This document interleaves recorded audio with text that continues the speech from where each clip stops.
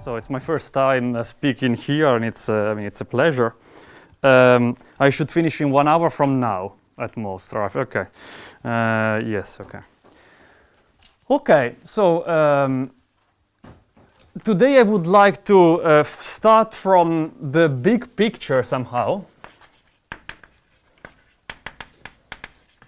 So without entering into many details, saying something about how one can think about deforming and quantizing in a quite general setting moduli spaces of meromorphic connections on Riemann surfaces. So that's what I mean by irregular singular connections. And then I would like, in the second part, to give some example of both the deformations and the quantization. And this will bring about braid groups and the Knižnica logic of connection, but also an irregular version of that.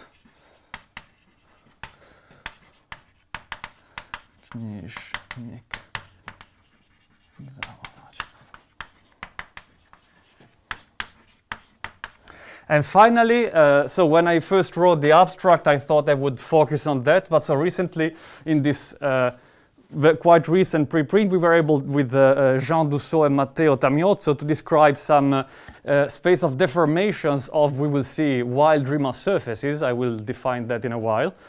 And so to compute the topology of some such space of deformation. So actually I would like to spend quite some time on this. So let me just say deformations of irregular types. And this will bring about some generalization of braid groups. So let me just say generalized braid groups. So that's the plan. Right. So the big picture. So first I would like to explain in which setting I can take these moduli spaces that will depend on a Riemann surface, a complex reductive group, and some more data on the surface. And then I will explain in which sense one can deform the parameter and then quantize the resulting family of moduli spaces. Okay. So let's see. So you take sigma, a Riemann surface. Later I will give example in genus 0. And you take G, which is a complex reductive group. Okay, but you may think of GL and C whenever, I mean, basically all the time today, although the theory is defined more generally than that. So then we want to consider a moduli space of connection on a principal G bundle over sigma. Okay, so consider this space, which is usually called the Dirac space, which depends on sigma and G, which is the moduli space of, let's say, holomorphic connections on the trivial principal G bundle over sigma. So this is quite a well-known object. I will recall that if sigma has no boundary, then this is known to be holomorphic symplectic. So this moduli space, so this parameterizes isomorphism classes of such connections, or gauge classes if you prefer. And so this is known to be a holomorphic symplectic manifold, or I should say space. And then one can take some smooth locus within, essentially by the Atiyah-Bott construction, or the Goldman constructor if you want to work on the character variety. You quantize character variety center today, I suppose, yeah? What, sorry? You will quantize character variety. Actually, I will work more on the Dirac side. Yes, yes, I will work a bit on the Dirac side, but the two are very much related. Yeah, yeah, absolutely. Yes, yes. So yes, so the Atiyah-Bott is really on the Dirac space, and Goldman is more on the Betty, the character variety, yes. Okay, so this is the first statement. Otherwise, so if the boundary is if not empty, then this is false. Then it's only Poisson. So it's not just symplectic. Okay, the structure is degenerate, and essentially you have leaves obtained by fixing the monodromy of the connection around the boundary component. You ruin boundary or functions? Because in the RAM sets, yeah, you're right. So later I will actually talk, I mean, immediately I will talk about regular singular connection with punctures immediately. yes, because it's the RAM in for surface receptions boundary doesn't really make sense. I mean, restricting the gauge group at the boundary, you can still make... okay, but I agree with you. Let's not delve into this. Okay, so immediately afterward, I will actually take punctures instead of like blowing up the boundaries. Absolutely, yes, I agree. So, else this is Poisson, and as I said, the symplectic leaves are obtained by fixing the conjugacy class of the monodromy along the boundary. So, in particular, there is a taking the monodromy data, gives you a map, the Riemann-Hilbert correspondence, right, from this space here to the Betti space, which are, so let's immediately do what I just said, which are representation of the fundamental group, let's say, of a punctured curve, so with A, which is an ordered set of points distinct inside the surface. So this is some Poisson map relating these two. And so now, because I want to talk about singularities, what we just said is that actually, instead of considering holomorphic stuff on the punctured curve, so removing these points here, I can actually consider, so this is equivalent to considering regular singular connections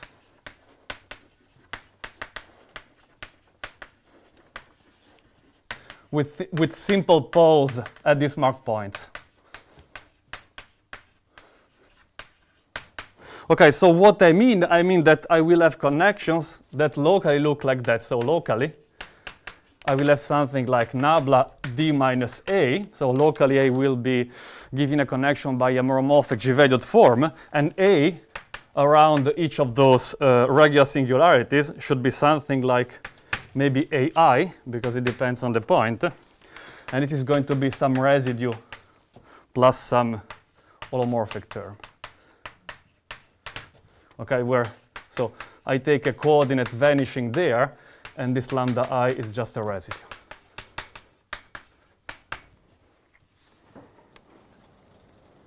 So I can do this, and then I get this Poisson manifold parametrizing connection which have this form locally at each singularity. And as I said, if you want to make it symplectic, you should fix the monodromy around each simple pose, which is the same as saying that this residue should actually live in a prescribed cojoint orbit. Okay, so you give me cojoint orbits, you suppose the residue lives there, and then you get symplectic spaces still related by a map like this.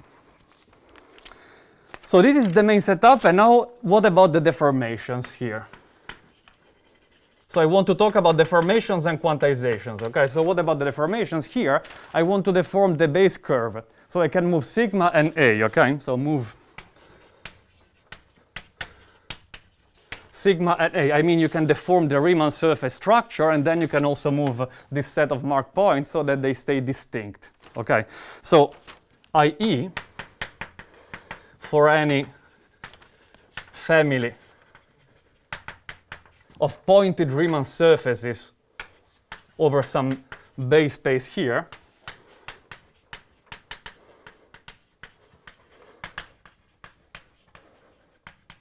what do you get? You get, by taking the moduli space at each point, either the Ram or the Betti as you want, you get some fibration, which I denote with a tilde, so which is the same as saying that essentially I now have a free slot where I put the curve at a particular point, and this is also fibering over the base space here. So here B is some complex manifold, let's say. Maybe connected, I mean a base space for a deformation of surfaces. So the universal deformation would be to take MGM, the Riemann moduli space of pointed Riemann surfaces. You could vary this into the space of curves essentially with marked points. But so the important fact is that whenever I give you such a fibration, actually you don't just have, I mean this is more than a fibration, this is a local system of Poisson or symplectic manifolds. Okay, so this is a local system, a local Poisson or symplectic system according to whether to which version you take, which means that this vibration is equipped with a flat connection. Okay, this is a nonlinear connection. Okay, it's what's called the Riemann connection. Still, it's flat and it preserves the Poisson structure. So this is something which is always given to us, and in particular, this will have a parallel transport. So the parallel transport of this connection, or the holonomy, here will take any loop in the base and give me an automorphism of each fiber, because that's what a flat connection does. So you have some map that takes the fundamental group of this base space here, based at some point, and that gives me an automorphism of this Delam space. And by out, I mean an automorphism as, in the category we are working. So an automorphism as a Poisson space. So Poisson, or symplectic automorphisms as you want. So this is, for me, the way, the mathematical object to resume what I mean by deformation. So there are such families, such local systems. So now this should go up, right?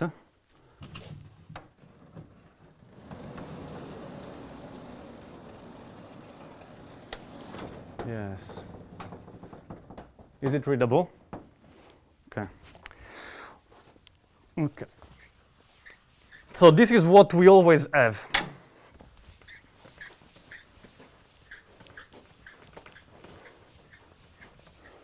And now what about the quantization?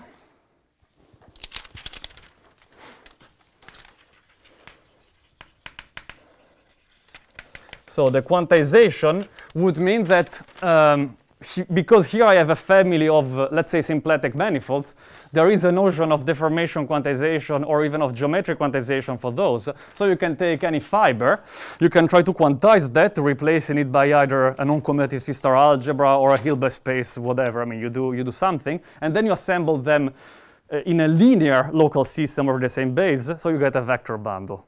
And then, moreover, we would like that this statement about flatness is still true, so we would also like to have a flat connection there. So this is what quantization is. Okay, so construct, let's say projectively in general, flat vector bundle. Let's call it, I don't know, V, such that V of B is a quantization in some sense of the variety of the manifold you had there. The manifold is complex symplectic, yeah, so yes. Maybe choose real slice. No, yeah, you absolutely. So you could do a deformation quantization just taking the ring of functions, I guess. Or to do geometric quantization, yeah, this is more complicated. One idea that I'm not going to, talk about could be looking at the hyperkähler structure. So this is more than holomorphic symplectic. It actually has an S2 sphere of Kähler forms. And so maybe you can try to fix a level to parameterize essentially parallels within the sphere. And this extracts for you Kähler, a really Kähler structure, and then you can try to quantize that. So we had something in that direction in the holomorphic case with Jörn Andersen and Alessandro Malusa, but that's not, yeah. I would like to really focus on the meromorphic case, yes, today. Okay. Voila. Okay. And so now you have a connection, quantization, yes. Yes, and so in particular, if you have this, now this monodromy map there gets a quantum analog, right? Okay, so you get, in this case, some new hat, which is now a quantum representation in maybe projective automorphism of V only, like automorphisms of VB, okay? Because I said it's a projectively flat connection, which is a quantum representation of this fundamental group.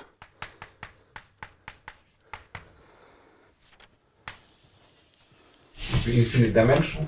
In principle, it is absolutely sure. So in the old story, when like the first example of this, I believe could be okay. Maybe historically it's then Knižnitz-Molodžikov, but if you want to go in the 90s, there is the Hitching connection where you had a compact group, and there it was genuinely finite rank. Otherwise, it's worse. Yeah. Sure. Yeah. Then you can maybe decompose the space. I mean, it's much more complicated. Okay. This is a good place for, I don't know, some question maybe. Yeah, but there are also things by tertiary, yeah? Sure, yeah. And also Goncharov and so on. Sure, I mean, yeah, absolutely. So one should mention, no, you're right, one should mention maybe, like, I think... We have, for example, actual cluster, non-primitive cluster algebras and some... Right. Cluster algebras maybe are even more closer to the Betti quantization, right? Yeah, you're right. So absolutely, I mean, this is a huge stuff. Like Teschner, I think, has a paper about like a conformal field theory viewpoint, which encompasses all that I'm talking about today, essentially. Yeah. He talks about even quantum hyperkähler rotation. I mean, it's, yeah. Okay, so this is the stuff. And so now I would really like to go to the irregular case, though. Okay, so what about the irregular case?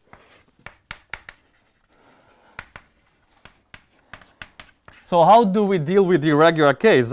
So I have to tell you what do I mean by an irregular connection. I would like to give you a very explicit description today. So now locally, instead of just having a simple pole like this, okay, this is still there.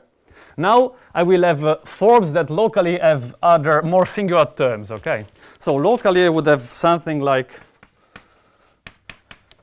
locally at each mark point. Still nabla is d minus ai, but now this form will be something like still a residue plus something more. And I want to write it this way.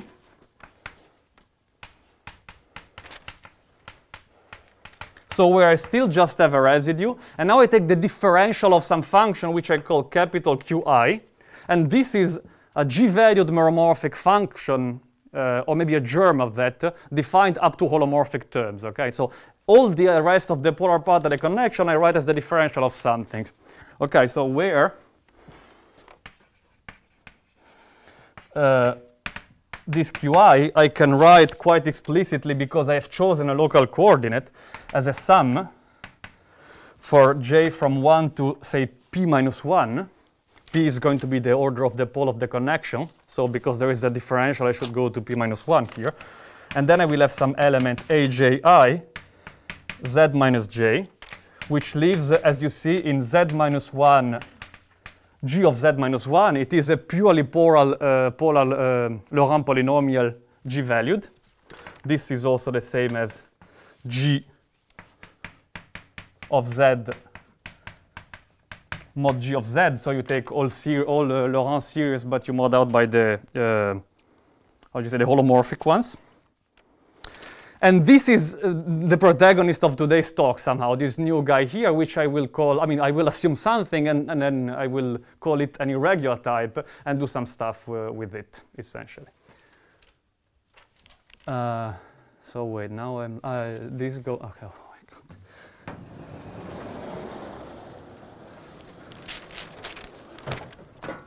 Is this an OPE or not? What? Is this an OPE or not? Operator product expansion. I mean, it's related to that after quantization, I guess. Right now, I wouldn't say. No. I mean, this is really just, in principle here, some nice way to parameterize polar parts of meromorphic connections, which is nice because then you can extract this data here and look at deformations of this new parameter. I'm just singling out the new moduli that I want to deform in the irregular case.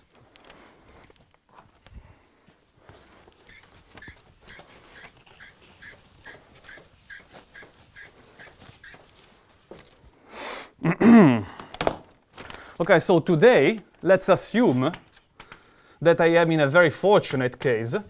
So let's assume that that guy there actually has Holitz coefficient lying in some fixed Cartan subalgebra, so that it is diagonalizable, okay, in GLN terms. So assume that actually Q lives in T of Z mod the holomorphic term, where T in G is some Cartan. Okay, so of course, in particular, like diagonal matrices in the archetypal case of G equal GLNC, if you want. Okay, and then we give it a name.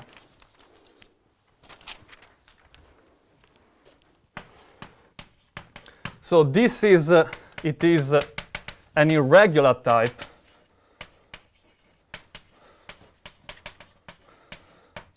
at this mark point, AI. Here, notice that, in principle, I'm choosing a local coordinate, but, this is just a choice. There is an intrinsic description, okay? Just taking the completion of the local rings and the fraction field of the surface, you can give an intrinsic definition of this without choosing a local coordinate.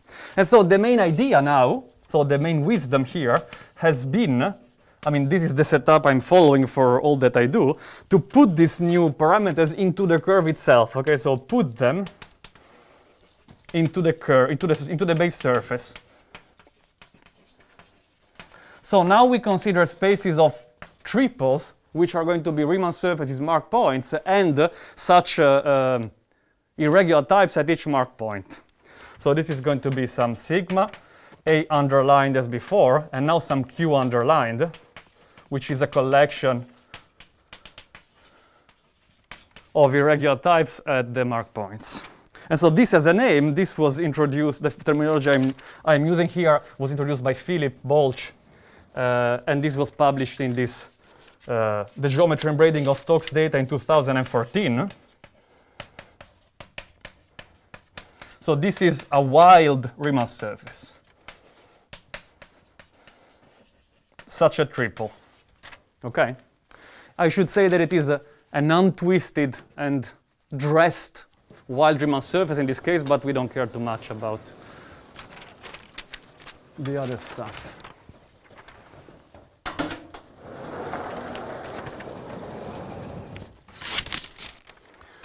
Okay. And so now, basically, all that I said before should be rephrased for this type of surfaces. So now I can consider deformations of those, and I get local system of moduli spaces on top of those, and then I can quantize that. So it's exactly the same story. And what is nice is that the exact same words will work in this case if I just replace pointed Riemann surface with wild Riemann surface. It's really the same language, okay? So now we deform them and quantize as above. So this means that you find again some local system of the RAM spaces, Poisson or symplectic, wild, so parameterizing meromorphic connections, find a dimensional over some base space B of deformations of such triples, and then after quantization, you get some vector bound. And this is known to also carry a canonical flat Helsman-Poisson connection. It's also local system as before. It's still a Poisson or symplectic local system. So quantization makes sense in the same exact language as before, only that, of course, in principle, it's more difficult because, of course, if I just set all the Q's to be equal to 0, I just get back to the previous case. And if you then remove the punctures, you get back to the holomorphic case where there is just no singularity. So this is a generalization in 2 steps. Okay.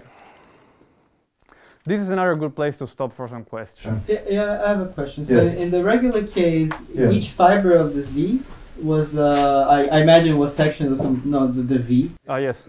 Each fiber was a section. In the regular case, was fibers of some sections of some line bundle, I imagine. You can, yeah, that's what we were discussing. If you do geometric quantization, yeah, then yes. I see. In this case, what are fibers of this V? Yeah, so of course, so the question is what I mean by this, of course, right? So that's the question. No, you're right. So I will give an example in which actually I'm not talking about geometric quantization, but deformation quantization. So this is naturally given in the example I will show you by products of orbits for the group G or actually a deeper version of G, we'll see. And so it will replace, after quantization, this by modules for the Lie algebra. So essentially Verma modules and the like. So it's related to conformal blocks, essentially. That's what I'm saying. You can have conformal blocks deforming that. But in principle, yeah, you can do this Borel-Weil-Bott construction on the orbits. You get some line bundle, and then the holomorphic sections give you the quantum phase spaces.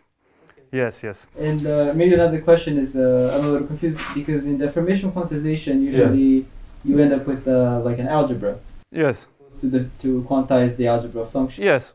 Is each fiber of this thing also has an algebra structure? Yes, that would be the case, absolutely. So in principle, what I would do here, maybe one intermediate step, is that here I would consider a bundle of commutative Poisson algebras here, where at each B, this is just functions over this guy. And then you quantize this by having a vector bundle, which is like A hat, and each A hat at B is some algebra quantizing that fiber Y. Yeah, absolutely. Yeah, that's. I mean, that's the more, the most straightforward way to phrase this. And I think in the examples, yes. Wait a minute. Sure. So when you're considering these dressed things, you're not allowing changes of coordinate, right? Your coordinates on the curve. Okay, no, so the choice of coordinates is really immaterial. So here I'm choosing it because it's simpler, but there is no need to choose coordinates. So you want to quotient out by meromorphic changes of variable. No, so okay, so yes, I can say this. So when I say dressed instead of bare, then a bare wild Riemann surface would be, instead of giving order points, you would give a subset of points. So I want to quotient by this, the symmetric group acting on the configuration space of points on sigma first. And then second, I want to replace irregular types, but what are called irregular classes, which essentially are irregular types up to the Weil group action. So I want to, forget about, for instance, in GLN, about the ordering of the eigenvalues of the coefficients. So this, here B is really just a family of curves with harmony. You don't need to choose a local coordinate up to. No, I don't need to choose local. There is an intrinsic definition here. Yeah. Do you want the lambda I to be also in this carton? Or the lambda, that's a good question. Yes, I think for the quantization, yes, but in principle, no. So right now, actually, what happens is that this should be in the carton, and this gives me the Poisson manifold. Then the Poisson, yes. Then if you want to have the symplectic leaves, the statement is like that you need to fix. What is the statement? The Levy factor. You take like the centralizer of Q inside G with respect to the adjoint action. You call this H. This is a complex reductive group, and then maybe you want this to live in a Levy factor of this guy here, something like that, I think. And so if you do this, then you get the symplectic leaves out of that. So I should say an orbit for the Levy factor of that guy, yes. But in the quantum case, I do think, yes, you need more, I don't know, yeah. So this, I mean that H is, H and L together give me a parabolic subgroup. It's the standard stuff. Okay. Okay, so now, yes, I'm running late, of course. Let's have some example, and then let's see how much time I have for this deformation stuff. So examples of this here. So I said I wanted to say something about KZ because this is, much more explicit, but it's also quite old. Okay, so we go back some 30 years or so. So here, suppose for an instance that I take, let's take sigma, which is CP1, and then suppose I chose a coordinate so that this is the complex plane with coordinate z plus a point at infinity, and let's just work on the trivial rank n vector bundle over sigma. So let's really think that I have GLN, and let's work with the trivial rank n bundle. Then I can consider logarithmic, so simple connection with simple pose, and I can actually give a quite global definition here. I mean, literally global because the bundle is trivial. And so what will this form be? You will have a sum at all marked points of the residues divided by the coordinates of the marked points in the finite part. So this is what a connection with simple pose will look in this case, since I am taking the trivial bundle.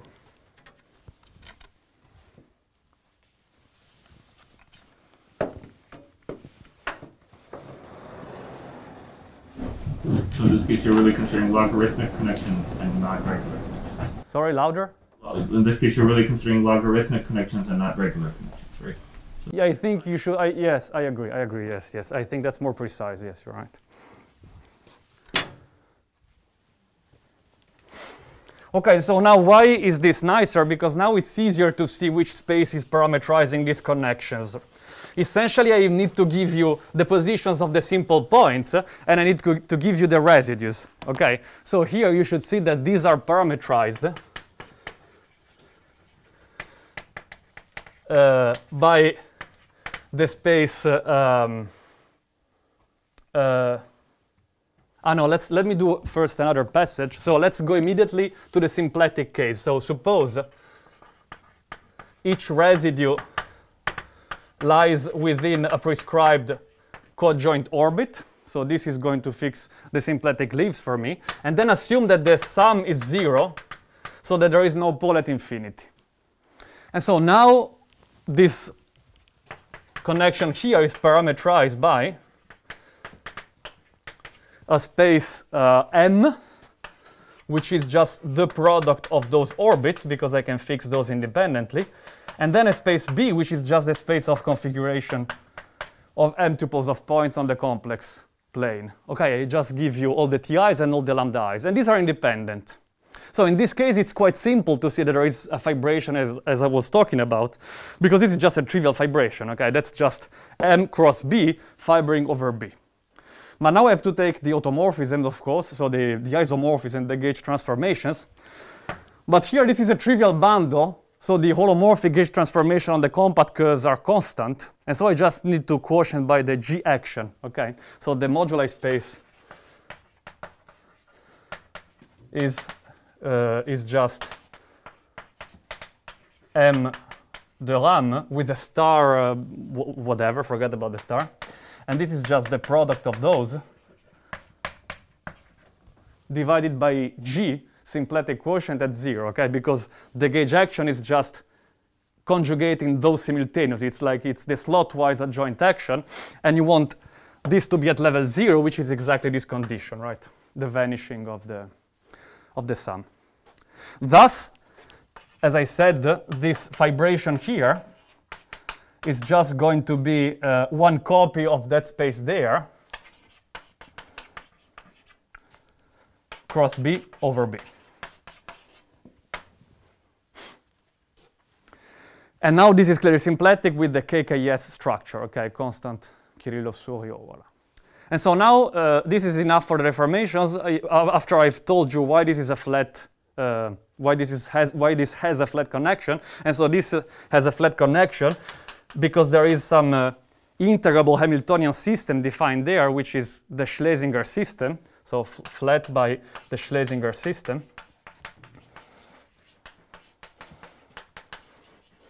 Which is some set of Hamiltonians from this product here, just into C. So it's a non-autonomous integrable Hamiltonian system with B as exterior space of times. Okay? The fact that this is integrable is equivalent to the flatness of the connection, so this is as far as this is what we need for the classical theory. And this is quite old. This is like beginning of the 20th century. It's related to the isomonodromic deformations of Fuchsian systems on the sphere, okay? Which are the equations for the horizontal sections of that connection there. So now we have this, and now I want to quantize. And so the quantization here is related to what I was saying before to Alex. So we see these Verma modules appearing, okay? So it's related to this conformal block stuff. So for the quantization, And moreover, this ties with Giovanni's question. So here, actually, the residues will be in the Cartan. Yes, for the quantization. So you fix a non-degenerate invariant product on the Lie algebra. Invariant. I mean invariant by the adjoint action, right? E.g., you just map this pair to the trace of the product if you are in GLN. Sorry, I am in GLN, so that's exactly what I'm doing, yes. So that's exactly what I will do.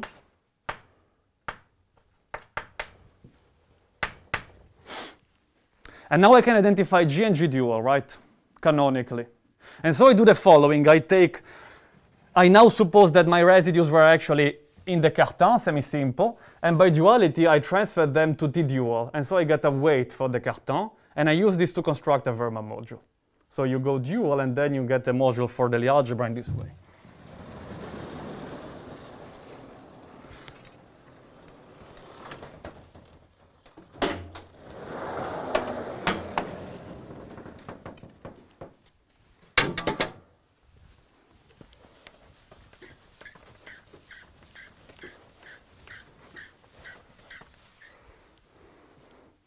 So I said it, now I will write it. So thus, G is identified with G dual canonically now. And thus my lambda I suppose it's in T. So in particular, maybe you suppose it was in a regular, sorry, in a semi-simple orbit. Then this gets mapped to some small lambda I in T dual, some weight. And then you consider the Riemann module with that weight. So you take M lambda I. I will not, recall what this is exactly. We don't need it. It's the induced representation from a Borel subalgebra to the whole of G by using the one-dimensional module defined by the weight. So the Borel contains the Cartan. The abelianization of the Borel is the Cartan. And so this linear function defines a character. So this is a module, and then you have an induced representation like this, and this is just the Riemann module. The Riemann UG module of highest weight lambda I. And then the idea is that since I had several orbits, I should consider some product of those, and the good notion is the tensor product. And finally, since I was taking a quotient by the G action, I should also take a quotient of the tensor product there, and this is the quantum object I construct in this case here, okay? So you then take the tensor product of this M lambda I, and maybe the G invariant part, and this is quantization, this is the Q version of that's pasted here. This requires, okay, there are caveats here, okay? So first, maybe one should take integral weights and then do the reducible quotients, sure, but here I can do this more generally. And I still think there is a quantization statement. We were discussing this actually just this morning. So essentially, it is still true that some quotient of each module, if you work in the H-bar deformed Riemann module to be more precise, has a semi-classical limit, so just the H-bar equals 0 projection, which gives you the ideal of the orbit OI, the orbit through lambda I. So each of those provides you with a deformation of the ideal of functions vanishing on the orbit, and so that's how it's related to deformation quantization. Okay, and moreover, yeah, the commutator and the Poisson bracket match up. So we've never quantized G. G? The Lie group. Yeah, we will not. I see. Also, so this looks a lot like, the vertex algebra. Yeah. Oh, of course. Yeah, sure. Yeah. This is. If instead of just taking UG, you take. Maybe it's better to do the affine version. If you take the affine Kac-Moody-Virasoro, the affine Kac-Moody vertex algebra associated to that. In particular, you should get a lift of this version with this here, and then the connection, the KZ connection that I will, mention in a few lines, is the Sigal-Sugawara action, so the Virasoro action on that vertex algebra, I think, yes. Yes, but yeah, for today, I don't know, we don't need that. So yeah, so right now there's no way of taking a semi-classical limit. Yeah, I should take the associated graded of UG to get sim G, right? There is this PBW, sorry, the gr of UG is sim G, right? And so this is a commutative Poisson algebra, and this is non-commutative, and this is filtered deformation quantization. But you can do better. You can take the H-bar version, and then you can actually show that this is true in the limit as H-bar goes to 0. And so then it's really one parameter deformation quantization. Yes, yes, yes. Okay. Again, here I'm fixing the orbits. You could even just work with UG, and then you can just say that UG tensor M, maybe with an H-bar, this is a quantization of sim G tensor M, which in turn is, the algebra function on G to the power M. So the residues are here. This is their algebra functions, and I quantize it this way. Then you can take modules, but in principle there is this universal construction there. Okay. So that's, yeah, so there are a lot of stuff. I don't want to write more because this was supposed to go, to be just one motivated example. So this is a Q version. And then how do we show that this is flat? There is precisely the KZ connection here. Okay, so then there is this theorem due to Reshetikin and Harnad.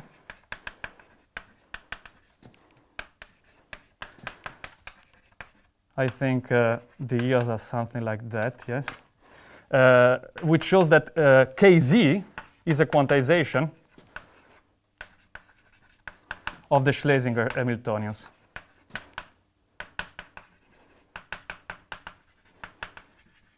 So I mean that you have some flat connection, the Knigge is a homological connection, living on the bundle which has this fiber, fibering trivially over the space B of configuration of points. This is defined by some Hamiltonians, and their semi-classical limits give you back the Schlesinger Hamiltonians here. So there is this quantization statement. So in particular, this will provide you with the canonical flat vector bundle, which is a quantization of the classical one as above. So this is some, as you see, still relatively old stuff.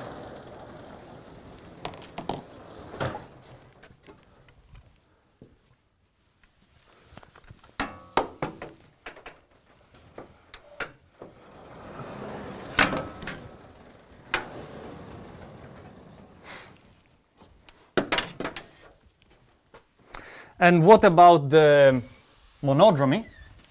So here the monodromy is famous. So this is to show that this generalization I'm talking about in principle has important example. It's not just some not so relevant example. So here the fundamental group of this base space here is the pure braid group on n strands.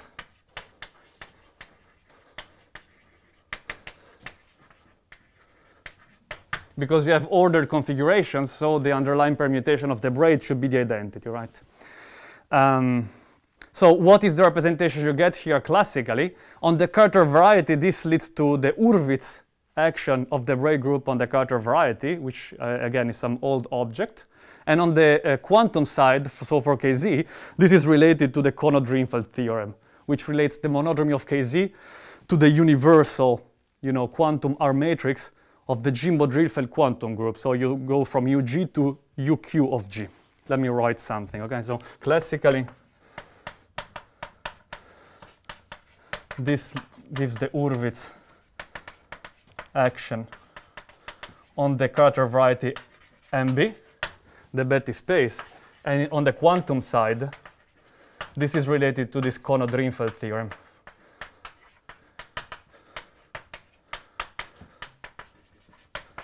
So the monodromy of KZ, which is the monodromy of the pure braid group, or okay, if all the modules are equal, you can act by the symmetric group, and then you get the full braid group. This is related, as I said, to the quantum R matrix, to the R matrix of UQ of G, the Jimbo-Driemann quantum group of the, such that the product is the same as UG, but you're deforming the co-product there. So this is some known stuff. But then what about the irregular case here? So for the irregular case, what we do is the following. We essentially notice that we can generalize the very first step, which was there. I said, does G equal G dual canonically? What did I do there? I took some invariant form, right? So I can actually do more. So I can extend this form to something from the loop algebra, maybe with one forms, times the loop algebra itself with values in G, where you just pair using the invariant form on G and the residue between forms and functions. So you go like omega x fy maps to xy times the residue of f omega. And this is a non-degenerate pairing invariant under the action of the loop group, generalizing the above, where everything was constant. Okay, so you just got the pairing there on G. So this enables you to do the following stuff. You can now take what I had before. So you now take, as before, a connection which is d minus ai. And this, if you recall, was lambda iz plus dqi plus holomorphic terms. And now I just look at this, which is an element living here. And because of this pairing, it is canonically mapped to something in the dual of the loop algebra, okay? That's just exactly the same business. So it gets mapped to, so this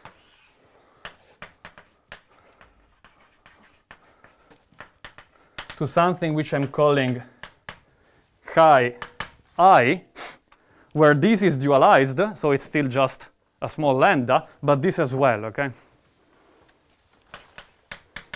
And this is like an n-tuple of elements from 1 to p minus 1. Each of those is the dual of a coefficient of the irregular type, okay? The irregular type at this matrix coefficient ai, their dual are these elements here. So where does this live now? By definition, this lives in T, and each of those also lives in a copy of, dual, and each of those also lives in a copy of T, but I should better recall which degree of Z I had, okay? So for instance, the first lives in T tensor Z dual, and the last one will live in T tensor Z to the P minus 1 dual.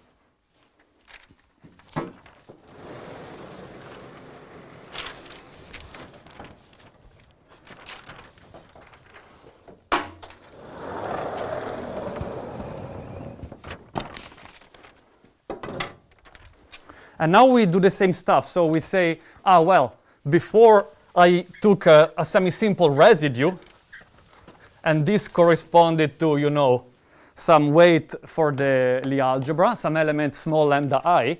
But now I have some bigger thing. I also have the irregular type, which was 0 before. I dualize all of its coefficient, and I bundle them together inside an element chi I. And now I see this in a more invariant way, okay? So this chi I lives in the sum for I from 0 to p minus 1 of T tensor Z to the I dual. But this is actually the same as what I would call TP dual, where this is just this deeper Cartan algebra. So you take T, and then you tensor with this ring there, okay? So you have, again, polar parts of Laurent polynomials with values in T, and this is what you get. And so now it is the case that you can still define modules for GP, which is defined analogous to this, which generalize the Verma, and these are the quantum analog we propose for the quantization in this case, okay? So use this, so use this to induce some U GP module where GP is defined in the same way.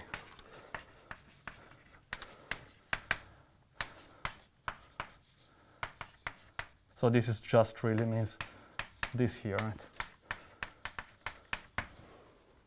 So we can give a name to those modules. We call them singular modules in this paper with Giovanni. Although maybe it's better to call them singularity modules.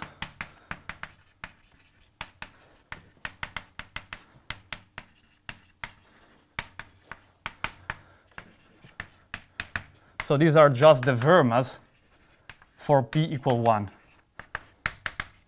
So if you have just a simple pose, I'm just redefining the Verma modules. Otherwise, I have this more general stuff here. And I call them singularity modules because they are attached to a singularity, okay? For simple pose, it's just the Verma. Otherwise, it's something more. And so again, you can do the same. And so we basically propose that there is a version of irregular conformal blocks in the WZW model, which are just the tensor product of those, and then you take some invariant path. Still over the same space of configurations only. It's exactly the same as before, okay? So this is both the deformations and the quantization in this case. Note that I'm just moving the points here, okay? So I'm not moving the irregular type. The collection of those. They are still fixed, but I can still do this. And this was not totally new. So on the classical side, this was an isomonodromy system due first, I think, to Bernard Clares. And the quantum version already appeared, although not in this language, so without the modules and some other inference, also in that paper of Reshetikin.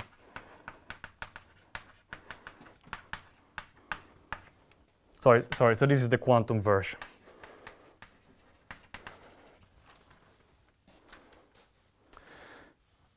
This is another good place to stop. And I still have, how many minutes can we negotiate?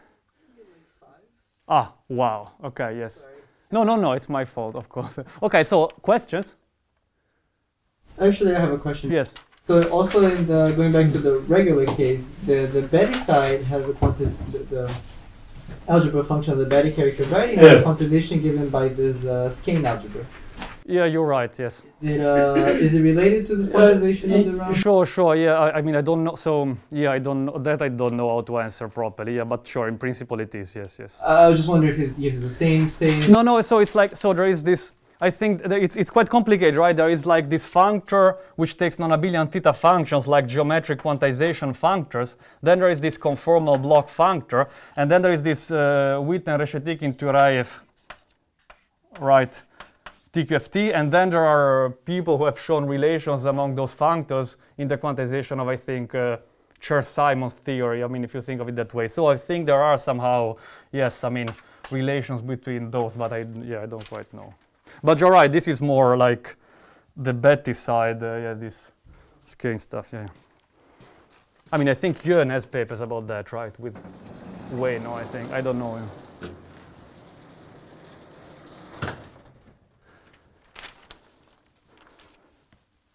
Okay, so now in these remaining minutes, it's a pity, but okay, I mean, I really wanted to say something about the deformations.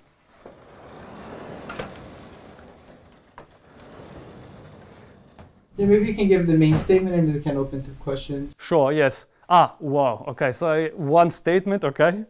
No, yeah. Okay, yeah, no, but yeah, no, of course, I brought this upon myself. So, yes, in just one word, I mean, okay, in just a few sentences, this third part is, I just wanted to say that now we really have a theory in this more new recent paper. We consider the deformations of the irregular types. And so the deformations of Q alone, by which I mean that I fix the curve and the punctures, I just look at this here. This brings about braid groups that generalize the braid groups we've seen here. So this brings about what people call generalized, or sometimes Artin-Titz braid groups. So in essence, what happens is that you have something like, suppose that So the standard case is that if, suppose there is just one mark point, so m equal 1, and so this collection of irregular types is just a single irregular type Q here.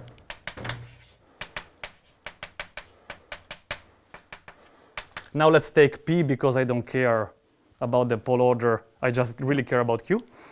So what happens here is that each coefficients live in the Cartan, and now you impose condition for admissible deformation of it. And what you impose is the following. You take a root of the Lie algebra, and you plug it into Q. So you compose it with the root. And this gives you a meromorphic function germ, which will have some pole order for every root. And then you say that you can deform all these coefficients such that the pole orders are fixed along the deformation. That's the definition.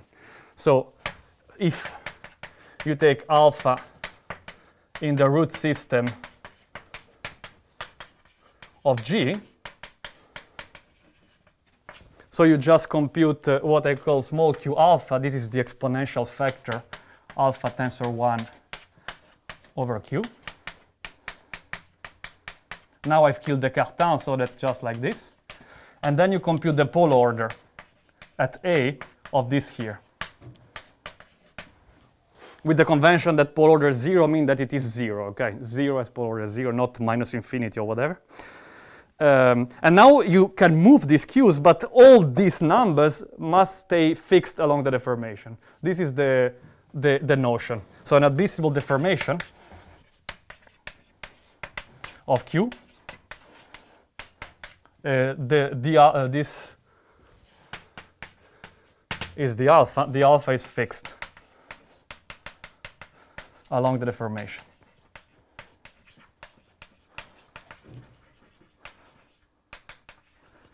And so I will give the generic example and then explain why we could do something more general, and then I will stop so that you see why in principle this brings about these braid groups involving the Lie algebra.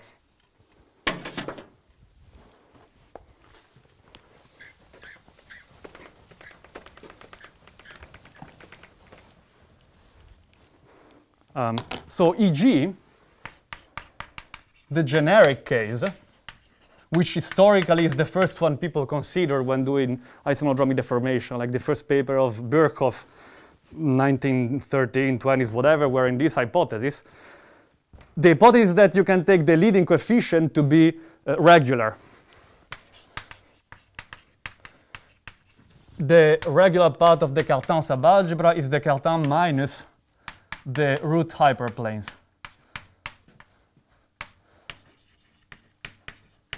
Okay, so suppose this, then what happens is that whenever I compute that pole order, this is always equal to P, because that guy is never vanishing.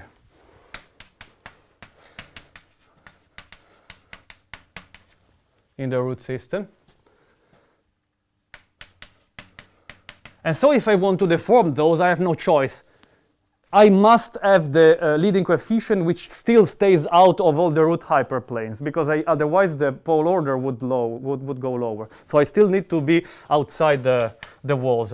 And so the universal deformation space here is just t to the p minus 1, so the lower coefficient can do whatever they want, but the leading one still needs to be regular. And so this is the universal deformation space in the generic case. What is the fundamental group of this? This is contractible, and you get the pi 1 of T reg, which is exactly the Artin braid group of type G, generalizing what we had before, okay? This is called, I don't know, PB of G. It's the braid group of type G, pure. Let me just say the pure G braid group. So why I say that this generalizes what I had before, because if you just take GLN and the standard root systems, you still get configurations of spaces, okay? Because the roots are just giving you the differences of the eigenvalues. And so in this paper, it was possible to generalize this further. So we have a generalization for any Q. So this means that now I no longer assume this, Now I can have whatever it is, so these numbers can do whatever they want. And now I look at what the deformation space is. And you still get something like a hyperplane complement, only that you get products of such. So this product decomposition is still true, but each factor is now more complicated. And so you're generalizing these pure break groups, essentially. So you get something like B is a product of these BIs. Each of those is a deformation of the ith coefficient, and these are some more general hyperplane complements.